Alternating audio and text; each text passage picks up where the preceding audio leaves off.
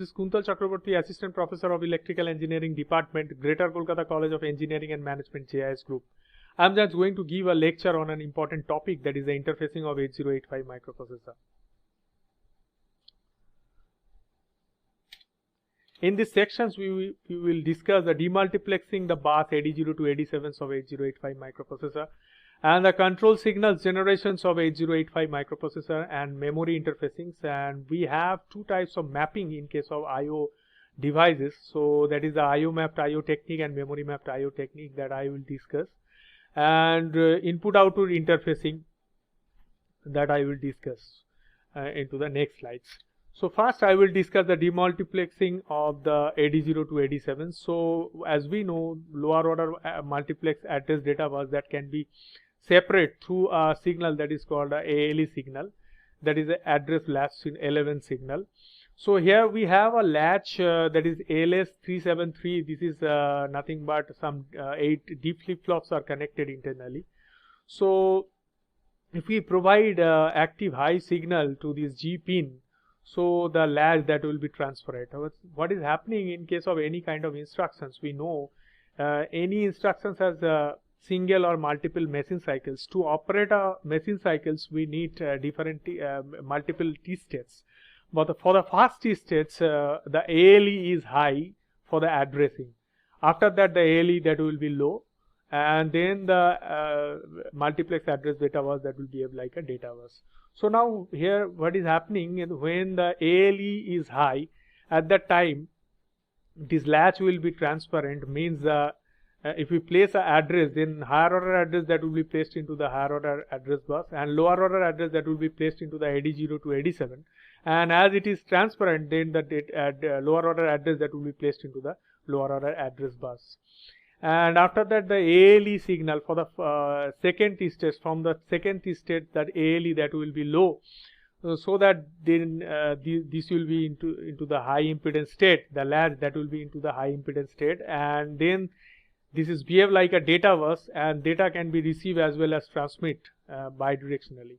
So that is the way by which we can separate the address as well as the lower order address as well as data bus of 8085 microprocessor by using the control signals, that is the ALE. Next is the control signal generations. So here we have 3 signals, that is the IO M bar and RD bar and WR. These 2 control signals we have, and these are the status signals where we can see whether the operations is input output related operations or memory related operations. And by using these 2 signals we can basically control read and write operations. Now read and write operations that can be occur into 2 different way, that is for the memory and for the input output devices. So if you want to write something into a memory, then we have to generate MEMR signal. So at that time we have to generate a M bar signal as well as we have to provide RD control signals to it, so that it can generate, these assemblies can generate MEMR signal, MEM bar signal, and that will send to the memory to read something from the memory. As well as if you want to write something into a memory, at the time M bar signal that will generate from the 8085 microprocessor, and we have to provide a RD, WR signal to it to generate MEMW bar signal, so that the any data that can be written into a particular memory. So this is the M bar and MEMW bar signal by which memory read and memory write that can be performed. And next is the IOR bar and IOW bar. Basically, if you want to read something from an input device, then we have to generate IOR bar signal. So to generate it, basically IO signal is generated if it is the input output related operations. At the same time, as we have to read something from an input device, so a read control signal that will be generated, and this assembly basically generate a IOR bar signal to basically read something from a input device. Similarly, if you have to generate IOW bar signal, then IO signal that will be generated, because this is a input output related operations, and we have to provide the WR control signal to it so that the assembly can generate IOW bar, and this will provide to the output device so that data that can be written into it. So that is control signals by which the input output related operations and memory related operations that can be done. So this is the total assembly by which we can tell that the how the addressing is done, as well as the control signals. After the addressing, the control signals that will be provided to particular memory or input output device to complete the overall operations. So these are the control signals as well as the addressing address as well as data bus. So next is a memory interfacing, which is very important. If you want to interface the memory, as we know, 8085 microprocessor has 16-bit address. So by using 16-bit address lines, we can address the memory. First, we can address by using conventional general gate, by using general gate design, as well as we can use a decoder also. So here basically we are seeing that we actually use a 2:4 decoder to connect 6116 RW memory, that is a 2K memory that is connected with the 8085 microprocessor. So now this assembly can be used also if you want to connect a chip. But in case of multiple chip, if you want to connect with the microprocessor, then obviously we have to use the decoder to generate some combinations of data, combinations of selecting signals. So here basically to select 2K of data, we need 11 address lines. So here A0 to A11, A10 is used here, and we have left A11 to A15 lines, and that will basically use for the selection of decoding as well as decoder, as well as for the selections of the chip. Here A11 and A12 is used here for the signal generations, means the combinations that can be generated, that is A11 to A12 means this is a 2:4 decoder that will generate 4 combinations of signals. Here the output 0 signals is used, that is 00 signal, and that will be used to select the 2K chip, and other A13, A14 and A15 are used for the selections of the decoder, and here IO/M bar is used for the selections also. That will basically, if we provide a 0 here, then only it will be active, because this is a memory related operations, as memory is connected with it. So here we have to provide a 0 to here. So this is a design by which we can select the chip, and now we will try to calculate the addressing. Basically the addressing is here. Now basically this is the 16-bit address we are presenting here, maximum and minimum address. First we will try to generate the minimum address. So here the A12 and A13, that will be is equal A11 and A12 that will be equal to 00, and here A13, A14 and E15 all are 1 to activate the decoder that will actually use. So all are 1, and all the bits, the remaining bits will be 0 to generate the minimum address. So now if we try to convert this address into the hexadecimal form, then that will be equal to E000H. Now in case of maximum address, the selection part, that is MSEL part, A11 to A15, that will be remain same, and others bit that will be all are 1, so that the result that will be equal to E/FFH.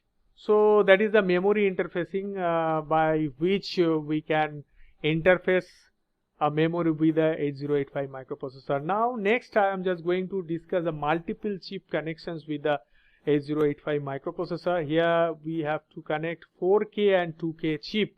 Here similarly we are using 2:4 decoder, and here we have 2 enables lines, that is A14 and A15s are used here.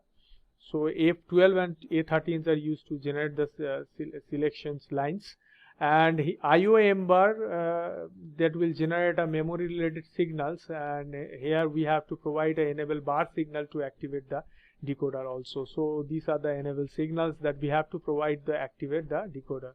So now here the first signal is connected, 00 is means output 0 is connected with the 2K chip, and output 1 is connected with the 4K chips. So we have the 4 combinations of data here. So first combination is connected with the 2K chip, and second combinations of data signals that is connected with the 4K chip. So now we have to provide read-write signals if you want to read or write from the memory or into a memory. So now we will try to generate the address of these signals. So here basically for this 4K chip, here the A12 and A13 that will be equal to 0, 1 for this 4K. So and A14 and A15 that will be 1, 1, because we have to provide 1 to enable the decoder, so that's why that will be 1. And for the minimum address, all the remaining address bits, that will be 0. So the hexadecimal, if you convert it into hexadecimal form, so that will be equal to D000H. Similarly, in case of higher order address, that will be remain same, and all remaining part that will be 1, so that the address will be D000FH.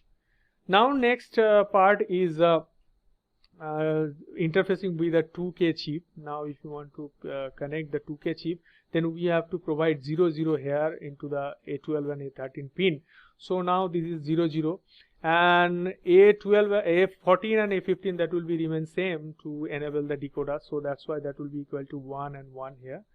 And for the lower order address, all the remaining part that will be 0, and this A11 part that will be don't care, because here the A11 is not used here.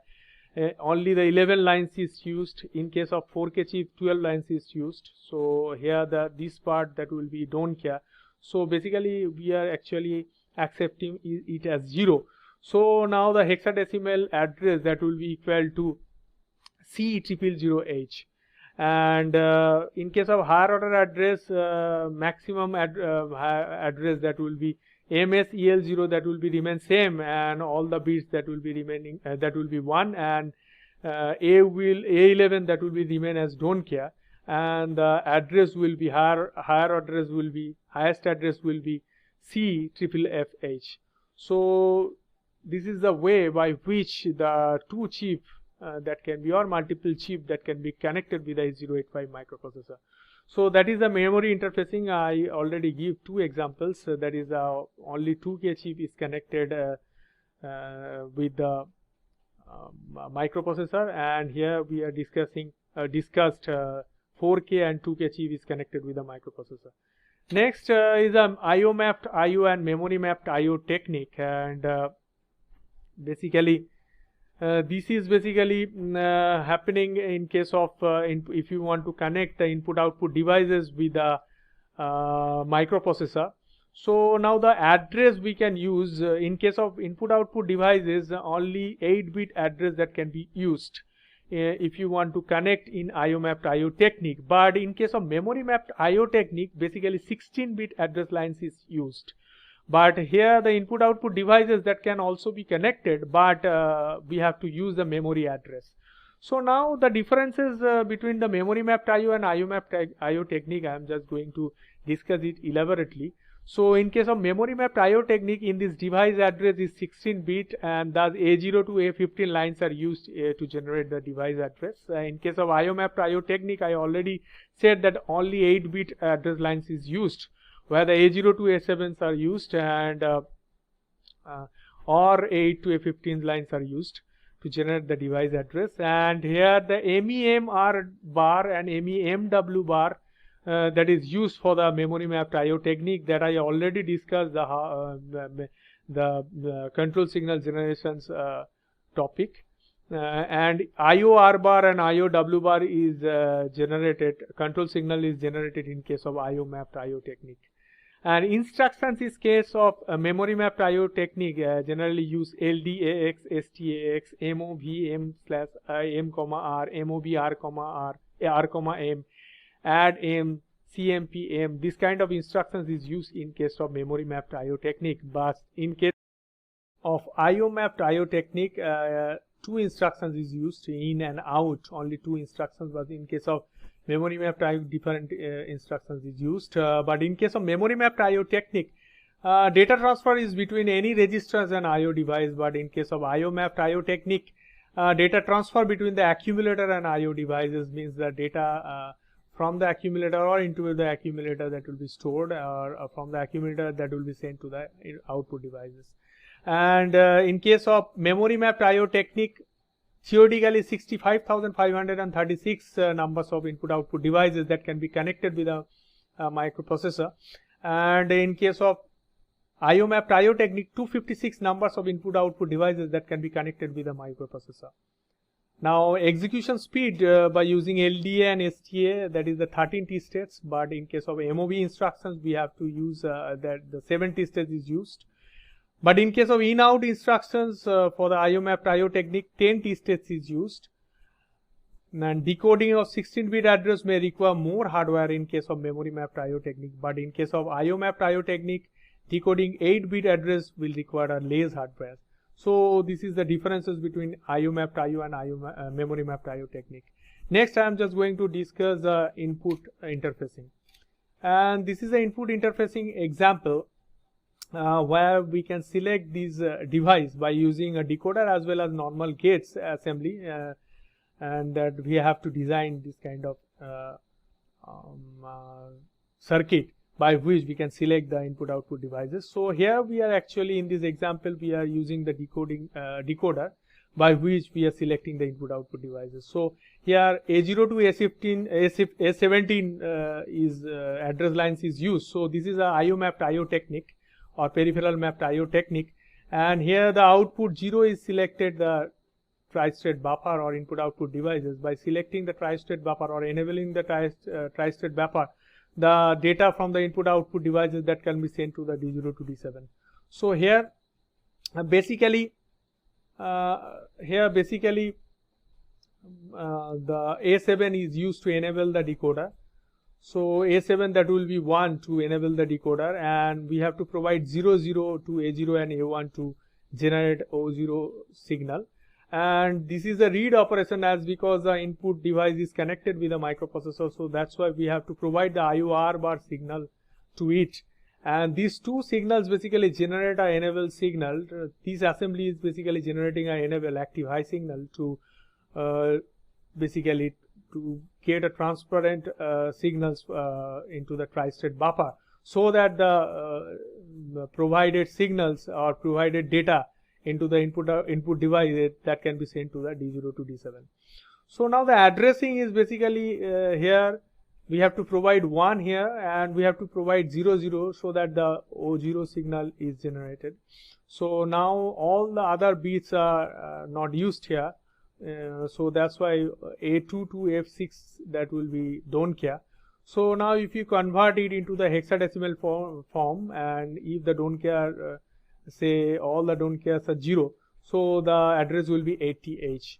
So now by selecting 80H we can select the input device. Now in this input devices, basically the keyboard is connected, all the pins of this keyboard is connected with a VCC, so that initially all the pins are 1 and active high. Now if any key is pressed, means the 0 signal that will be provided, and corresponding 0 signal that will be sent to the D0 to D7. So that is the way by which the the data from the keyboard that can be sent to the data bus as well as from into the accumulator. So now the instructions that can be used in 80H, as we know the 80H is a address to connect the input devices or keyboard. So if you use in 80H the data from the keyboard that will be sent to the accumulator, and the content of the accumulator that can be stored into a register. We can store the data into any of these general purpose registers. So this is a way by which we can read the data from the input devices. Next, the output interfacing. Here we will take an example. Basically, 7-segment display is here connected with the microprocessor through a decoder, but here we are actually using the memory mapped I/O technique. So A15 is used to enable the decoder, and A0 and A1 used to generate the signals for the selecting the buffer or device. So here the output 0 signals is used, so we have to provide 0 0 to this decoder to select this 7-segment display, and we have to provide a IOW bar signal, control signals to write operations, for the write operations. So these two signals or this assembly basically generate enable signals to the buffer, so that the buffer is transparent. At that time, the data that will be provided into D0 to D7, and that will be sent to the 7-segment display and corresponding LEDs that will be blink. And here the 7-segment displays structure is here, and here the structures have the A, B, C, D, E, F, and G. We have the 7 LEDs, and another one is a DP. And if you want to convert into the digit, then D0, that will be basically A is basically D0, B is equal to D1, C is equal to D2, D is equal to D3, E is equal to D4, F is equal to D5, G is equal to D6, and NC is equal to D7. Now we will try to find out the address of this assembly. Here the A15 is 1, and we have to provide 00 to select it. So we have to provide 00, and all other address bits are don't care. So the if the don't care is 0, if we select don't care as 0, then the address that will be 8000. By selecting 8000, we can select this 7-segment display. So now we will take an example. If you try to blink the 3 digit, if you want to blink the 3 digit, then the A, B, C, D, and G, this 5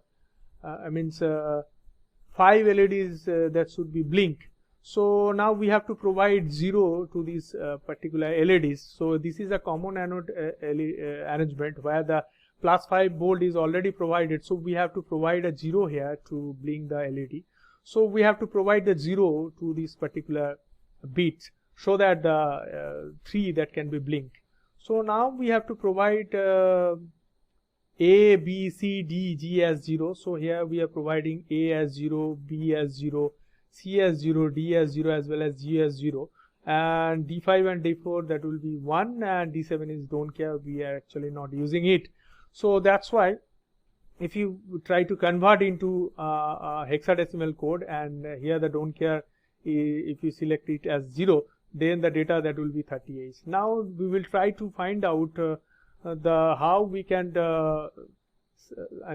blink the LED as 3.